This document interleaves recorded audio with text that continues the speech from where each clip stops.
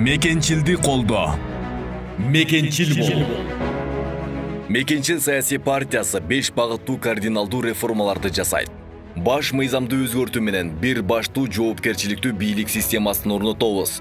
Өлкөнү 30 жылдан бери талап тоногон ууру митек курттардан тазалап, эл байлыгын элге кайтарабыз.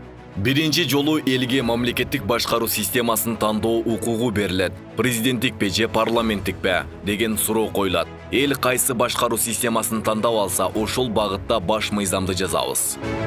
Депутаттардын санын 120дан 75ке чейин кыскартуу менен бир мандаттуу шайлоо системасы киргизилет. Өлкө казнасына суук колун салган коррупционерлерде, элдин мүлкүн урдап жеген уурларда, бачабаздарда, антын бузган атка минелерде, элге чыккынчылык кылгандарды өлүм жазасына тартуу сунушталат. Биздин башкы уран. Уурулардын орду түрмөдө, бийлик элге болуш керек. Мекенчил партиясына добуш бер. Мекенчил бол.